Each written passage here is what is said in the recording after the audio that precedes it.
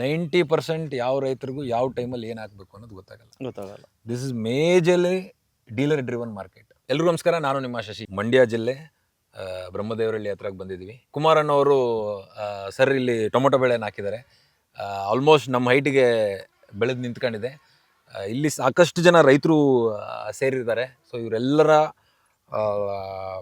ಕಷ್ಟ ಅಥವಾ ಇವರ ನಾಲೆಜ್ನ ನಾವು ನಿಮಗೆ ತಿಳಿಸುವಂಥ ಒಂದು ಪ್ರಯತ್ನ ಈ ವಿಡಿಯೋ ಮುಖಾಂತರ ಮಾಡ್ತೀವಿ. ವ್ಯವಸಾಯ ಅಂದಿದ ತಕ್ಷಣ ಪ್ರತಿಯೊಬ್ಬರು ಸಿಕ್ಕಾಪಟ್ಟೆ ಈಸಿ, ಸುಲಭ ಅಂತ ಅನ್ಕೊಂತೀವಿ. ಇಷ್ಟು ಬಿಸಿಲಲ್ಲಿ ಅಷ್ಟು ಸುಲಭ ಆಗೋದಿಲ್ಲ. ನನಗೆ ಒಂದು ಪಾಯಿಂಟಲ್ಲಿ ಅನ್ನಿಸ್ತು, ಒಬ್ಬರು ಇಬ್ಬರು ರೈತರನ್ನ ಭೇಟಿ ಮಾಡೋದಕ್ಕೆ ನಾವು 6:30 ಬೆಂಗಳೂರಲ್ಲಿ ಸುಮಾರು ಒಂದು 10,000 ಖರ್ಚು ಮಾಡ್ಕೊಂಡು ಬಂದು ಮಾತಾಡಬೇಕಾ ಅಂತ 100% ಮಾತಾಡಬೇಕು ಅನ್ನಿಸ್ತು. ಬಿಕಾಸ್ ಇಲ್ಲಿ ಕುಮಾರ್ ಅವರ ಒಂದೇ ತೋಟ ಅಲ್ಲ, ಈ ತೋಟನ ನೋಡ್ಕೊಂಡು ಲಕ್ಷಾಂತರ ಜನ ರೈತರು ಕಲಿಯೋ ಅಂಥದ್ದಿರುತ್ತೆ, ತಿಳ್ಕೊಳ್ಳೋ ಅಂಥದ್ದಿರ್ತದೆ. ಅದ್ರ ಜೊತೆಗೆ ಸಾಕಷ್ಟು ಜನ ರೈತ ಸ್ನೇಹಿತರು ಇಲ್ಲಿ ಸೇರಿದ್ದಾರೆ. ಇವರೆಲ್ಲರ ವಿಚಾರಗಳನ್ನ ತಿಳ್ಕೊಳ್ಳೋಣ ಅಂತ ನಾನು ಈ ವಿಡಿಯೋನ ಮಾಡ್ತಾಯಿದ್ದೀನಿ. ಸರ್ ನಮಸ್ತೆ.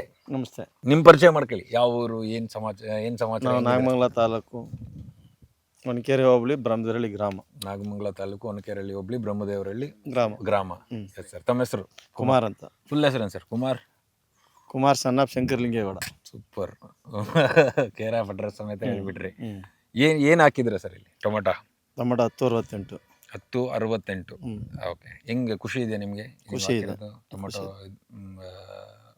ಖುಷಿ ಇದೆ. ಎಷ್ಟು ವರ್ಷದಿಂದ ವ್ಯವಸಾಯ ಮಾಡ್ತಾ ಇದ್ದಾರೆ? ನಾವು ಸುಮಾರು ಒಂದು 20 ವರ್ಷದಿಂದ ಮಾಡ್ತಾ ಇದ್ದೀವಿ. ಸೊ ಈಗ 20 ವರ್ಷದಿಂದ ವ್ಯವಸಾಯ ಮಾಡ್ತಾರೆ. ಆಲ್ಮೋಸ್ಟ್ ನಿಮ್ಮ 20 ವರ್ಷ ನಿಮ್ಮ ಪ್ರೊಫೆಷನ್ ಅಗ್ರಿಕಲ್ಚರ್ ಅಂತ ಅನ್ಕೊ. ಹೌದು. ಸೊ ಈ ಟೊಮೊಟೊಗೆ ನೀವು ಫಸ್ಟಿಂದ ಲಾಸ್ಟ್ವರೆಗೂ ಏನೇನು ಹಾಕಿದ್ರೆ ಏನೇನು ಹಾಕಬೇಕು ಅನ್ನೋ ನಾಲೆಜ್ ಇದೆ ನಿಮಗೆ? ನಾವು ಗೊಬ್ಬರದ ಅಂಗಡಿ ಅಲ್ಲಿ ಹತ್ರ ಹೋಗಿ ಔಷಧಿ ಮನೆ ಇದ್ರಲ್ಲಿ ಕೇಳ್ತೀವಿ.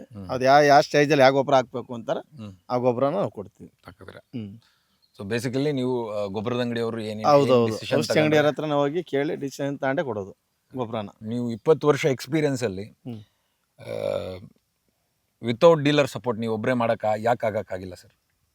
ಕಷ್ಟ ಇದೆ ಅಲ್ವ ಮಾಡೋದು ರೈತ. ಯಾಕೆ ಕಷ್ಟ ಇದೆ? 20 ವರ್ಷ ಇದೇ ಫೀಲ್ಡಲ್ಲಿ ಇದ್ರಲ್ಲ. ಇದ್ದೀವಿ. ಕಷ್ಟ ಇದೆ ಮಾಡೋದು. ನಾವು ರೈತರು ನಾವು ಏನಿದ್ರು ದಳ್ಳಾಳಿ ಮುಖಾಂತರನೇ ಹೋಗ್ಬೇಕು. ತುಂಬ ಕಷ್ಟ ಆಗುತ್ತೆ. ಹೌದು. ಸೊ ದಟ್ ಈಸ್ ವೆಹಿಕಲ್ಗಳು ಅವರುಗಳು ಎಲ್ಲ ಇರ್ತದಲ್ಲ. ನಮ್ಮ ವಿಡಿಯೋವಿನ ಮುಖ್ಯ ಉದ್ದೇಶ ಇದೇನೆ ಸರ್.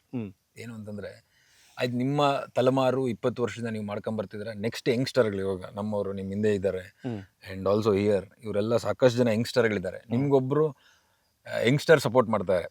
ಪ್ರದೀಪ್ ಅನ್ನೋರು ಸಪೋರ್ಟ್ ಮಾಡ್ತಾರೆ.